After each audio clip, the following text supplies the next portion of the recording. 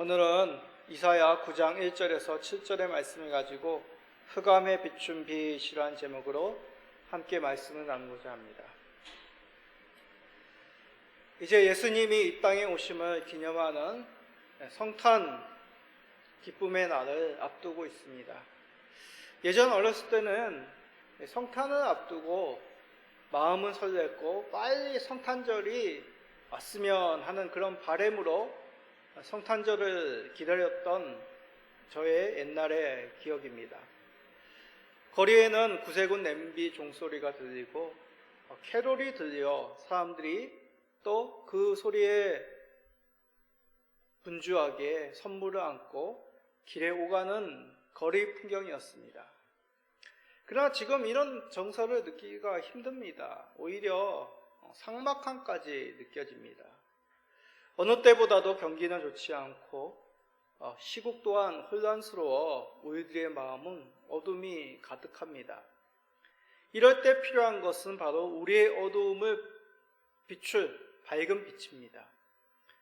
빛은 어두움을 몰아내죠. 희망의 빛, 평화의 빛, 사랑의 빛이 우리에게 비출 때 우리에게 드려진 그 어둠의 그림자는 사라질 것입니다. 그러면 우리에게 드려진 이 어두움을 물리칠 빛은 과연 어디에 있겠습니까? 정의가 우리의 어두움을 밝힐 빛으로 생각하시는 분들도 계실 것입니다. 또 어떤 사람은 지도력을 갖춘 지도자가, 정치인이 등장하면 이 사회가 좀 더 밝아질 것이라고 말합니다. 불황의 그 그림자가 물러가고 경제가 다시 활성화되면 우리에게 드려진 그 흑암은 물러갈 것이라고 생각하시는 분도 계실 것입니다. 일리 있는 말이죠. 그러나 이것은 임시 방편일 뿐입니다. 누구에게나, 그리고 변함없이 어두움을 물리치는 절대적인 빛은 될 수 없습니다. 우리에게는 어두움을 물리칠 절대적인 그 밝은 빛이 필요합니다. 오늘 말씀은 그러한 빛, 우리를 영원토록 흑암에서 건져줄 빛나는 그 빛을 우리에게 말씀하는 예언의 말씀입니다. 이 말씀이 전해진 상황은 지금보다 더하면 더했지 결코 빛된 삶과는 먼 삶을 살아가고 있었던 그 당시의 상황입니다. 전쟁이 계속되고 지도자들은 부패하여 백성들의 삶을 돌아보지 않았습니다. 사람들은 각자가 옳다 하는 것을 우상으로 섬기며 각각 그것을 열정적으로 붙잡고 살았습니다. 어디에서고 빛을 발견할 수 없는 흑암이 드리워진 땅이었습니다. 이런 때에 빛이 올 것이란 말씀이라면 지금 우리에게도 필요한 말씀입니다. 오늘 말씀을 통해 흑암에 비춘 빛이 무엇인지, 그리고 왜 우리가 이 빛을 바라보고 간직해야 되는지를 깨달읍시다. 그리하여 흑암이 드리워진 이 현재의 삶에서 벗어나 빛된 그 광명을 누리시는 우리 모든 성도님 되시기를 간절히 기도드립니다. 자, 먼저 오늘 읽은 본문은 이사야의 말씀이죠. 몇 주 전에도 성경 개관 설교로 이사야를 설교한 기억이 나실 것입니다. 이사야는 이스라엘 남쪽 남유다 왕국의 이제 중기에서 말기로 넘어가는 그 시기에 활동하였던 선지자입니다. 주변은 아수르 그리고 바벨론 제국이 등장하여서 남유다를 압박하고 침략하였던 혼란스러운 시기가 바로 이사야가 활동하던 시기죠. 국내적으로는 지도자들 영적인으로나 도덕적으로 타락하였고 그 시대에 하나님의 말씀이 참으로 회귀하였던 그런 어두움의 시대였습니다. 이런 시기에 하나님은 이사야 선지자에게 흑암의 땅에까지 빛이 비출 것이다 라는 예언의 말씀을 주십니다. 자, 이사야 9장 2절을 읽어봅시다. 흑암에 행하던 백성이 큰 빛을 보고 사망의 그늘질 땅에 거주하던 자에게 빛이 비추도다. 자, 이사야가 예언하는 이 흑암에 행한 백성이라는 것은 1절에 나와 있는 스불론 땅, 납달리 땅을 가리킵니다. 자, 그림에서 보았듯이 이 스불론 땅, 납달리 땅은 이스라엘 북쪽에 위치하였던 지파들이 받은 땅입니다. 그래서 이스라엘 북쪽에 있었던 이 지파들은 늘 북쪽 이방 민족으로부터 침입을 받았습니다. 이런 북쪽에 위치하였던 것만이 아닙니다. 그림에서 보다시피 저 파란 줄은 해변의 길이라고 하는 메소포타미아와 애굽에 있는 도로입니다. 그러기에 이 지역을 통과하는 도로가 있었기에 이 도로를 따라 북방 이방 민족들이 번번이 이 땅을 침략하였던 것이죠. 큰 피해를 입고 참으로 안타까운 삶을 이곳 사람들은 살았던 것입니다. 그러나 이 말씀은 단지 스불론 납달리 땅과 같은 이 북쪽의 사람들에게만 허락된 말씀이 아닙니다. 이와 같이 어둠에 갇혀서 비참함을 당하는 구약 이스라엘을 대표하는 모든 언약 백성들, 그들이 바로 이 흑암에 행하던 백성이라는 뜻입니다. 왕으로부터 보호를 받지 못하고 나라 없는 백성들과 같이 고통을 살았던 그 시대의 언약 백성들, 굶주림은 질병, 두려움, 죽음, 이러한 흑암이 드리워진 삶을 살았던 그 시대의 모든 사람들, 언약 백성들을 지칭합니다. 그런데 이사야를 통해 예언되기를 이 그늘질 땅에 거주하던 흑암에 행했던 모든 언약 백성들에게 큰 빛이 비춰졌다. 그들이 큰 빛을 보았다라고 말씀합니다. 그러기에 이 예언은 단지 어두움에 있는 백성들에게 희망이 생겼다, 희망이 주어졌다, 그런 단순한 의미가 아닙니다. 오히려 고통을 주었던 이방의 세력, 그 흑암의 세력들이 물러가고 꺾으신, 그들을 물리치신 승리의 왕, 정복의 왕, 해방의 왕이 오셨다, 그런 말씀입니다. 그런 해방의 왕이 오면 다윗이나 솔로몬 시대 이스라엘이 강성하였을 때와 같이 침략해온 적국을 오히려 정벌하여 태평성대를 누리도록 할 것이다. 그런 희망의, 해방의, 승리의 말씀인 것이죠. 정리하자면 이사야를 통해 예언됨은 흑암에 있는 백성들에게 빛이 비친 것 같이 해방의 왕이 오셨다, 자유의 왕이 오셨다라는 그런 뜻이 됩니다. 얼마나 기쁘고 바라는 소식입니까? 무거운 멍에 압제자의 그 막대기와 같은 흑암에서 벗어날 수 있다니요. 그 즐거움이 추수하는 즐거움과 탈취물을 나눌 때의 즐거움과 같다고 이사야를 통해 말씀합니다. 자, 3절을 읽어봅시다. 주께서 이 나라를 창성하게 하시며 그 즐거움을 더하게 하셨으므로 추수하는 즐거움과 탈취물을 나눌 때의 즐거움과 같이 그들이 주 앞에서 즐거워하오니. 예전에는 이 이방 민족으로부터 추수하는 곡식 뺏겼습니다. 곡식만이겠습니까? 애지중지하던 가축들, 사랑하는 가족들까지 빼앗겨서 그들의 소유물이 되었습니다. 그런데 이 해방의 왕이 오면 역전되어서 오히려 추수할 탈취물을 나누는 그 즐거움을 누리게 될 것이다 라고 말씀한 것이죠. 흑암에 있는 주의 백성들에게 빛이 비춰진 것입니다. 고통이 변하여 기쁨으로, 핍절함이 변하여 풍성함으로 될 것이다 라고 말씀하신 것이죠. 자, 그러면 이쯤 되면 우리는 궁금함이 생깁니다. 이 이사야가 예언한 흑암을 비추는 빛이 과연 누구일까?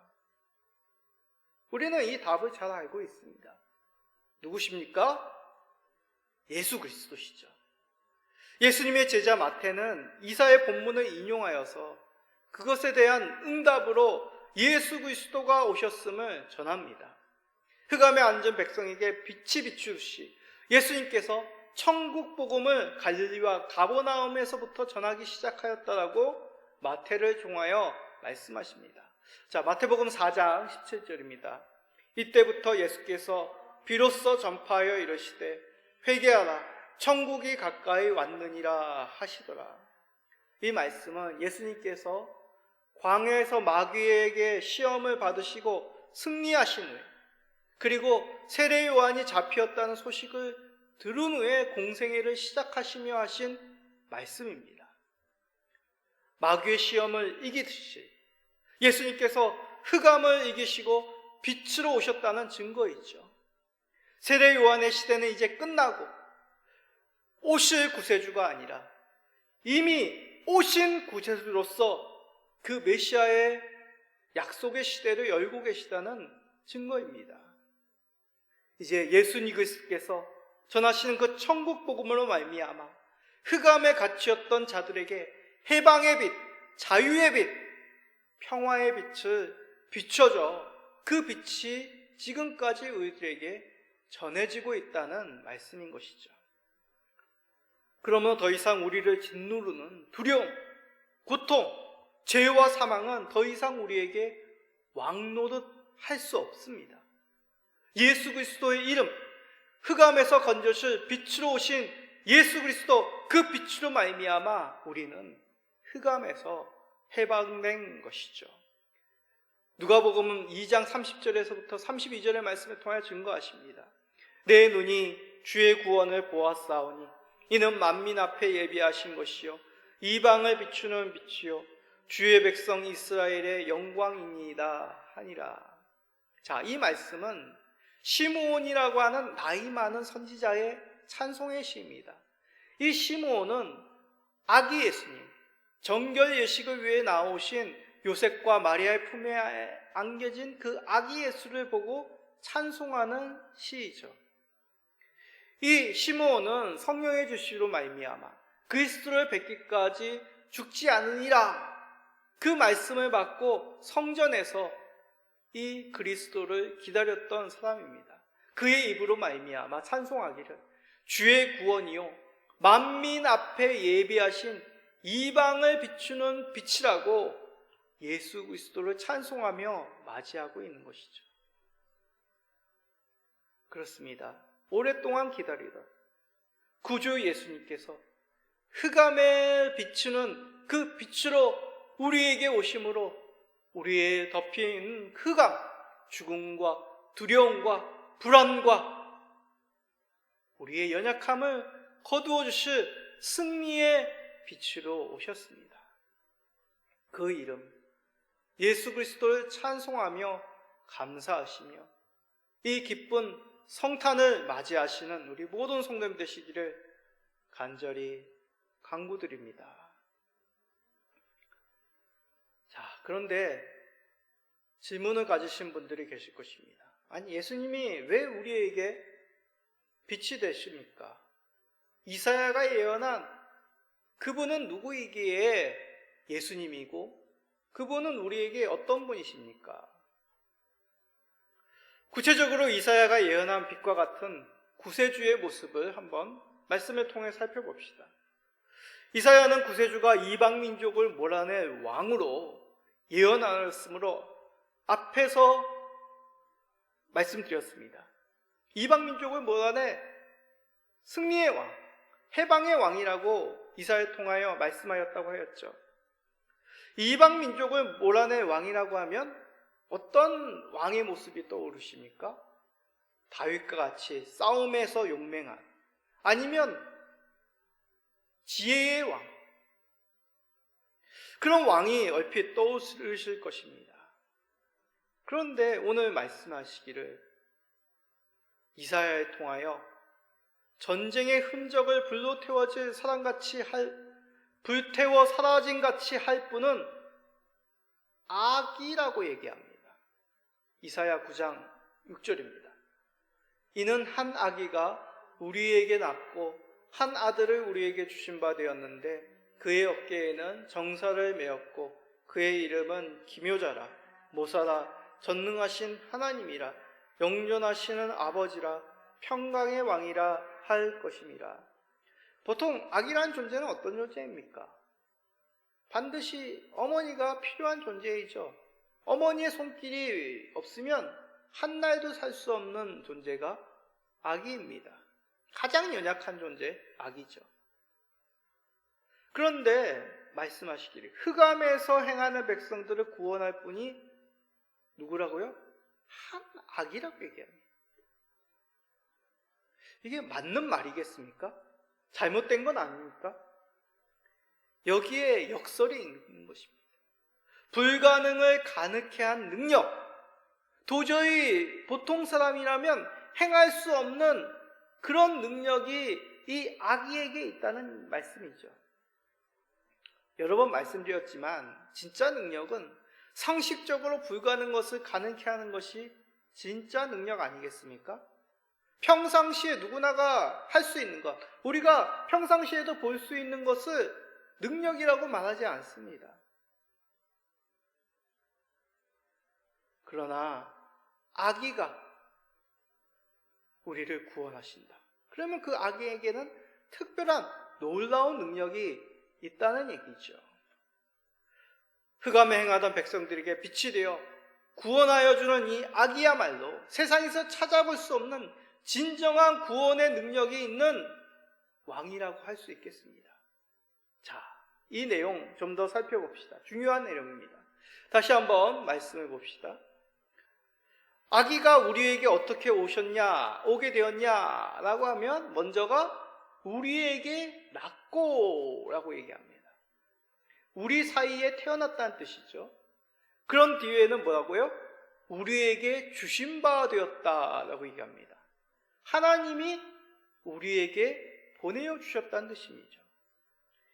요약하면 흑암에서 백성들을 구원할 이 아기는 사람으로 태어났습니다. 근데 하나님께서 보내어 주신 분이다라는 뜻이죠. 이걸 요약하면 참 사람입니다. 어떤 기괴한, 어떤 또 다른 그런 분이 아니라 우리와 같은 사람으로, 참 사람으로 오셨습니다. 그런데 특별한 능력, 특별한 분이시죠. 왜요? 하나님이 보내셨기에. 참 하나님입니다. 참 사람이며 참 하나님을 오신 분이 하나님이 보내신 이 구세주 한 아기란 얘기죠. 이렇듯 이사야를 통해 예언된 이 구원자는 특별한 출생 자체도 신묘한 분입니다. 출생만이 아닙니다. 그가 가진 능력을 보십시오. 다시 한번 말씀해 보십시오. 그를 가리켜 그의 이름이 뭐라고요? 기묘자라, 모사라, 전능하신 하나님이라, 영존하시는 아버지라, 평강의 왕이라 할 것임이라고 말씀하십니다. 자, 몇 가지입니까? 그의 이름에 대해서 5가지의 이름을 말하는 것 같습니다. 그러나 이것은 우리나라 말로 번역하여서 이렇게 5가지로 보이는 것이 원어 히브리어상으로는 4가지입니다. 첫 번째가 모사의 능력을 갖춘 기묘자, 그게 하나입니다. 기묘자라 모사라가 모사의 능력을 갖춘 기묘자, 이게 한 가지입니다. 그러면 총 4가지가 되죠. 자, 이 4가지 이름을 각각 해석을 하면, 풀었으면 기묘자라 모사라라는 뜻은 다스리는 놀라운 능력을 갖춘 분이라는 뜻입니다. 전능하신 하나님은 적을 쳐부수는 용맹한 장수라는 뜻입니다. 영존하신 아버지란 생명의 근원이고 영원토록 그 생명을 주시는 분이다라는 그런 뜻입니다. 평안의 왕은 무엇이겠습니까? 전쟁과 두려움으로부터 해방될 참된 평안을 안겨주시는 분이라는 뜻이죠. 참, 이런 분이 이 땅 가운데 누가 있겠습니까? 어떤 학자들은 이 이사야 시대를 적용하여서 아하스 왕을 이어, 남유다 아하스 왕을 이어 태어날 히스기야 왕이다 라고 생각합니다. 아하스 왕, 아버지 아하스 왕은 이방의 왕과 군사들을 믿는 악한 왕이었습니다. 그러나 그를 이어 등극하는 이제 아들 이 히스기야는 이스라엘을 온전히 하나님께로 돌이키려고 애썼던, 개혁했던 왕이죠. 그리하여 이 히스기야는 하나님을 의지함으로 앗수르부터 이스라엘을, 남유다를 구원한 왕입니다. 그러나 생각해 보십시오. 이 히스기야조차도 온전한 구원, 완전한 구원, 영원한 생명을 주지 못합니다. 오히려 역사적으로 보면 히스기야를 통하여서 바벨론을 남유다로 끌어들이는 그 원인을 제공하는 사건을 행하는 그 인물이 히스기야 왕이기도 합니다. 무엇보다도 히스기야는 영원하지 못한 유한한 인간에 불과하죠. 그러기에 흑암을 비출 빛으로 백성을 생명으로 인도할 승리의 왕이 되기에는 부족할 뿐입니다. 그러면 누가 되겠습니까? 이는 7장에 예언된 임마누엘로 우리는 보아야 합니다. 유명한 말씀이죠. 이사야 7장 14절입니다. 그러므로 주께서 친히 징조를 너희에게 주실 것이라. 보라, 처녀가 잉태하여 아들을 낳을 것이요 그의 이름을 임마누엘이라 하리라. 임마누엘은 무슨 뜻입니까? 하나님이 우리와 함께 하신다. 우리 가운데 나시고 하나님이 우리에게 보내주심, 그런 신적인 능력을 가진 참 사람, 참 하나님, 그거와 임마누엘 참 잘 맞는 말씀이죠. 악을 깨부시고 생명을 주시며 참된 평안을 우리에게 안기실 수 있는 그 참 사람, 참 하나님, 그 뜻이 바로 임마누엘이라는 뜻입니다. 어찌 평범한 사람으로 가능하겠습니까? 불가능합니다. 그러기에 이런 왕이 우리에게 오신다는 것은 하나님이 우리와 함께 하실 때, 임마누엘로 우리 하나님께서 친히 오실 때 가능한 것이죠. 그런데 하나님께서 보내실 구원의 왕이 가련인 아기로 오셨다고 합니다. 그 아기로 오셔도 우리를 충분히 구원하시기에, 합당하시기에 하나님은 그렇게 우리에게 참 사람으로 오신 것이죠. 사도 요한은 이것을 환상으로 보아 요한계시록을 통하여 말씀합니다. 요한계시록 12장 5절입니다. 여자가 아들을 낳으니 이는 장차 철장으로 만국을 다스릴 남자라. 그 아이를 하나님 앞과 그 보좌 앞으로 올려가더라. 그 임마누엘로 하나님께서 보내오신, 우리 가운데 나신 그 아이는 오셔서 어떻게 하신다고요? 철장과 같은 능력으로 세상 만물을 다스린다라고 사도 요한은 환상으로 보신 것입니다. 그렇습니다. 구원할 왕이 세상 속에서 주의 백성들을 구원하시기 위하여 충분한 능력을 가신 어린 아기로 우리 가운데 오신 것이죠.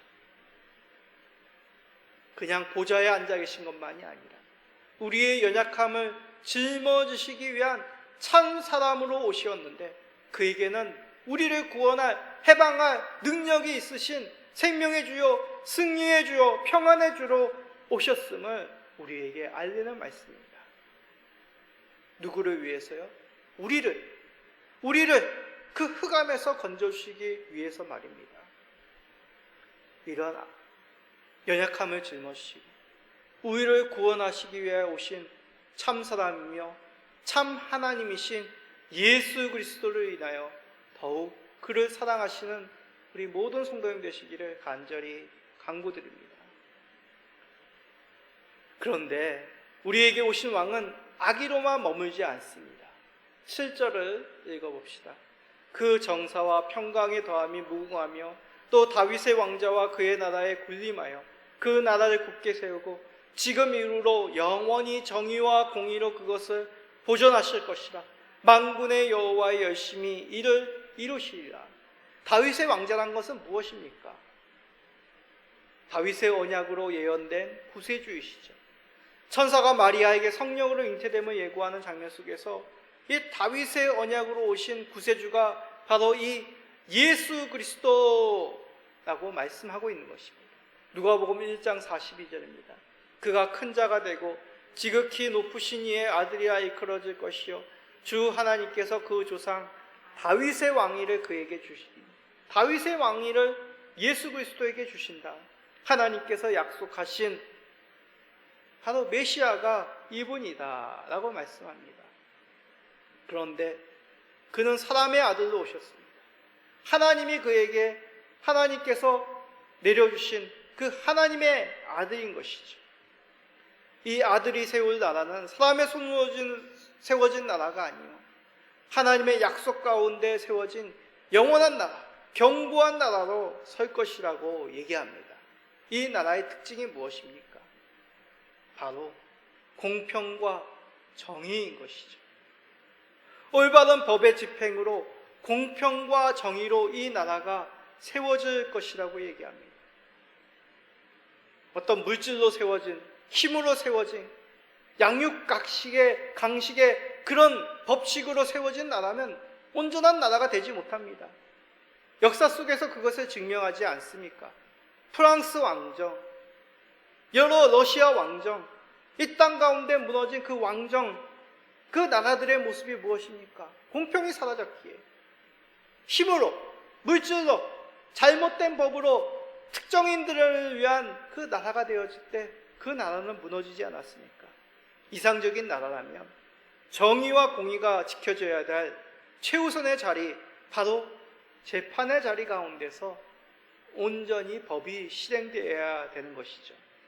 하나님의 법은, 곧 주의 말씀은 바로 이런 공의와 정의로 말미암아 온전한 재판이 이루어지는 자리라고 말씀합니다.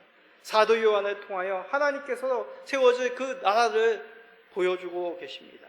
요한계시록 22장 14절 15절입니다.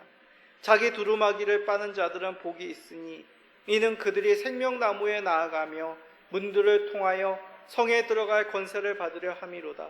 개들과 점술가들과 음행하는 자들과 살인자들과 우상숭배자들과 및 거짓말을 좋아하며 지어내는 자는 다 성 밖에 있느니라.